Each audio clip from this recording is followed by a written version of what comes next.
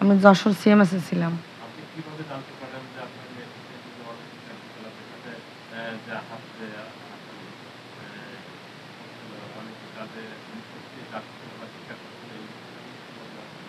আর মতন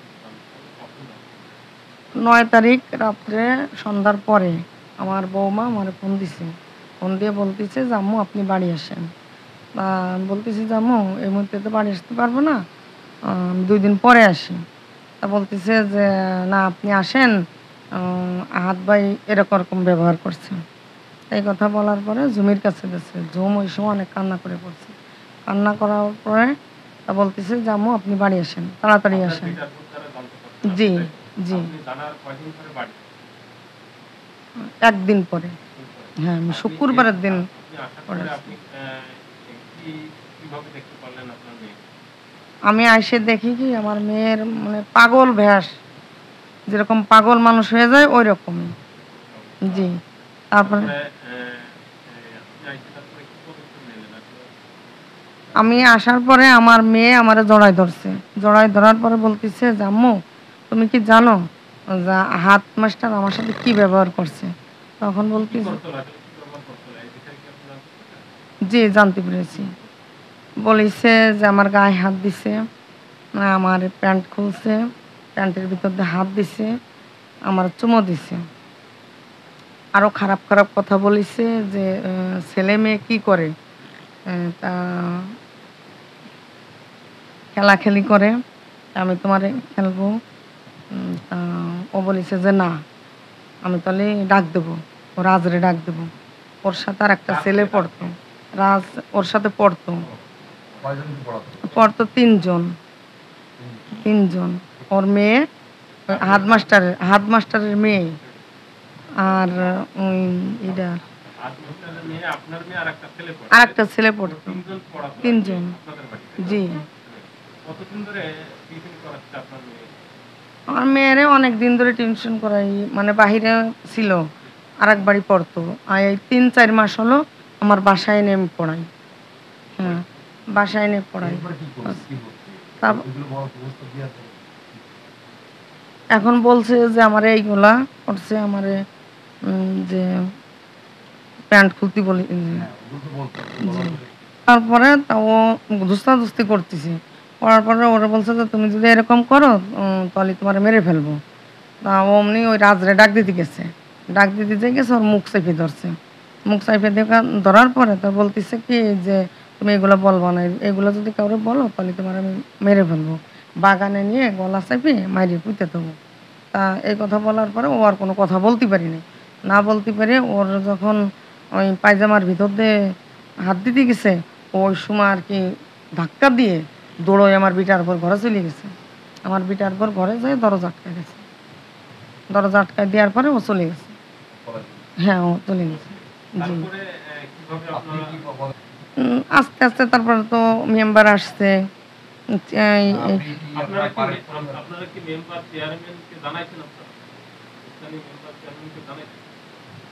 হ্যাঁ, জানাইছি।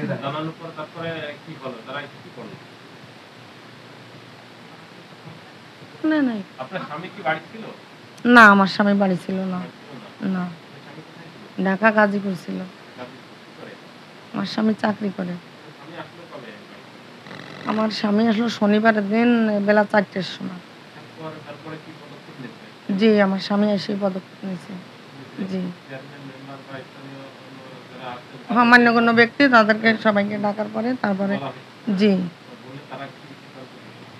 তারা সিদ্ধান্ত দিছে যে, যে ঘটনা আমার কাছ থেকে সবকিছু শুনছে।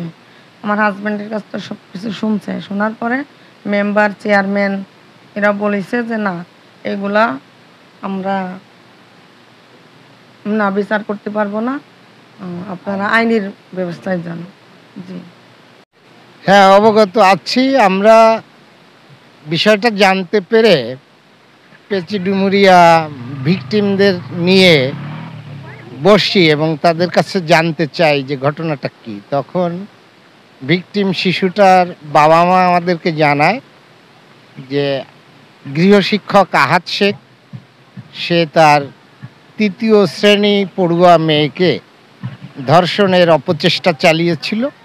শিশুটির চিৎকারের ফলে ওই গৃহশিক্ষক পালিয়ে যায়। এরপরে আমরা ভিকটিমের বাবা মাকে পরামর্শ দিই যে আপনারা এই রাতেই থানায় গিয়ে আইনগত ব্যবস্থা নেন এবং মামলা করে। ভিকটিমের বাবা মা কি সামাজিকভাবে বসছিল? না, সামাজিকভাবে তারা পরামর্শ চেয়েছে যে কি করা যায়। সেখানে সবাই সর্বসম্মতভাবে পরামর্শ দিয়েছি আমরা যে এটার কোনো বিচার হবে না, যেহেতু ধর্ষণ বা ধর্ষণ প্রচেষ্টার বিচার সামাজিকভাবে করার কোনো বিধান নেই, সেহেতু এটা থানা অথবা কোর্টের মাধ্যমেই আপনাকে অগ্রসর হতে হবে। কিছু মনে করলে না, আমরা ঘটনার 2 দিন কি 3 দিন পরে জানতে পারি। আমাদের জানানোর সাথে সাথেই আমরা ছুটে যাই। হয়তো বা তারা পারিবারিকভাবে বিষয়টা চেপে যাওয়ার হয়তো চেষ্টা করেছে কিনা জানি না। আপনার জানা মতো কি নেগোশিয়েট কোনো টাকা পয়সার লেনদেন এরকম কোনো কার্যক্রম মানে ওখানে হয়েছে কিনা, এটা কি আপনার নলেজে আছে? না, একদমই না, সেরকম কোনো। তারা অভিভাবকরাও ডিটারমাইন্ড ছিল যে তারা এর কঠোর শাস্তি চায়, সর্বোচ্চ শাস্তি চায়।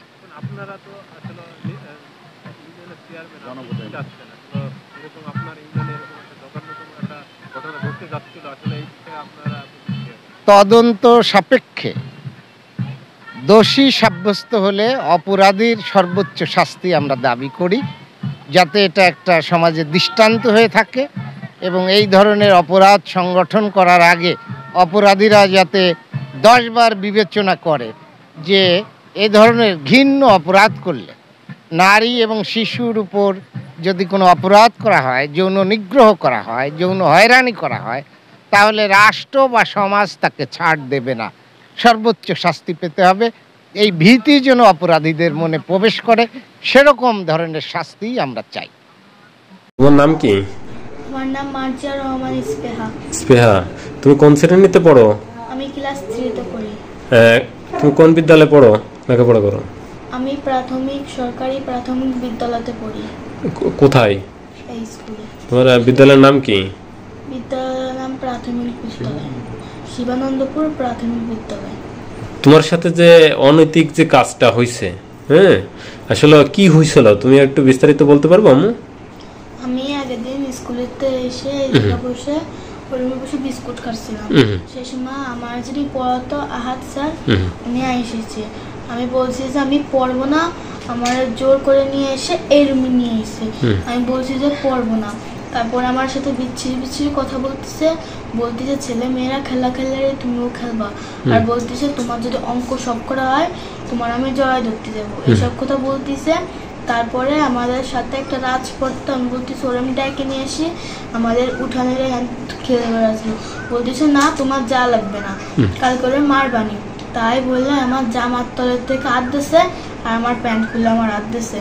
তারপরে পরের দিনকে যিনি আমার পড়াতো তার মা আমাদের বাড়ি আইছে, আর সে বলতেছে তুমি বলবা যে যিনি আমার পড়াতো তুমি খালি সবার সামনে কবা যে তোমার খালি হাত ধরছে আর তোমার পাতে হাঁটু পর্যন্ত ধরছে, এইসব তুমি খালি কবা। আর নিচে পড়া আমি যখন পড়তাম সে সময় আমার সাথে ওসব কাজ করতো। আর আমি এই জায়গায় সবাই খেলাধুলা করে, তারপরে কানে কথা খেলে সবাই। তারপরে প্রথমে ধরছে আমারে, তারপর আমার কানে কথা না কোথায় যায় আমার চুমু দিতে গেছে, গলা চিপে ধরতে গেছিল, আমি চিল্লাই উঠতে গেছি। সেই সময় আমার গলা চিপে ধরতেছে, তুই যদি কাউরে কোষ তোর মারে ফেলবো, আমার আর গলা চিপে ধরতে গেছে। তোমার আব্বু আম্মু কি ওদিনকে বাড়ি ছিল? না, আমার আব্বু বাড়ি ছিল না, আম্মু বাড়ি ছিল না। তোমার আব্বু কোথায় ছিল? আমার আব্বু ঢাকা ছিল। তোমার আম্মু কোথায় ছিল? আমার আম্মু আমার আপু অসুস্থ, সিএমসি ভর্তি করে। সিএমসি। আর বাড়ি কেউ ছিল? বাড়ি আমার বাবি ছিল, আমার ভাইয়া তো গরু উঠে গেছিল, আমার বাবি অসুস্থ শুয়েছিল। গরু কি বিলে রাখতে গেছিল নাকি? বিলে গরু আনতে গেছিল না রাখতে গেছিল?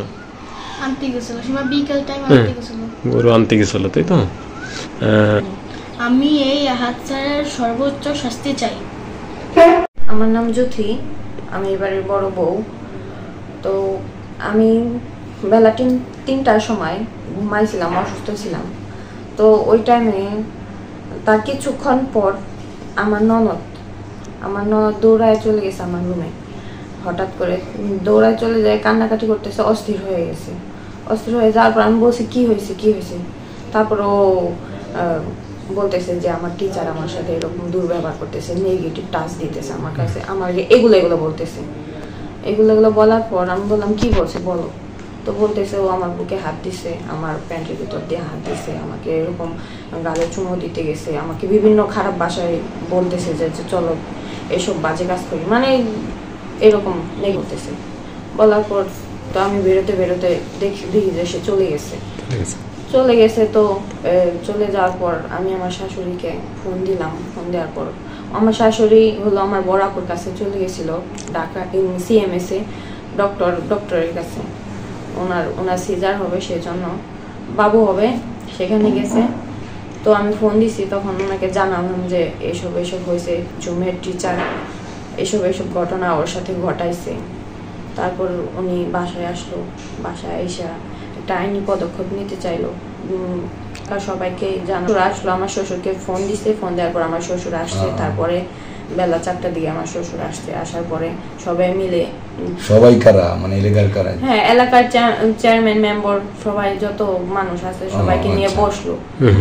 বসার পর ওনারা বললো যে এই ব্যাপারে আমরা কোনো নিজের হাতে কোনো বিচার করতে পারবো না, এটা তোমরা আইনি ব্যবস্থা নাও, এটা আমি নিজের হাতে নিতে পারবো না, কারণ এটা যেহেতু একটা ক্রাইম, হ্যাঁ এটা যেহেতু একটা ক্রাইম, যেহেতু একটা ধর্ষণের দিকে চলে যাচ্ছে, মানে একটা খারাপ একটা বিষয়, সেজন্য নেতারা এটা নিজের হাতে নিতে চাচ্ছিল না, যে তোমরা যা বুঝো এটা ইয়ার কাছে যাও, আইনি পদক্ষেপ নাও, যাতে এটার একটা ভালো একটা পাওয়া যায়, ফল পাওয়া যায়। কারণ ওনার যে একটা অবস্থা, উনি যে এগুলা করছে, আসলে এগুলা তো একটা টিচার হিসেবে ওনার করা উচিত।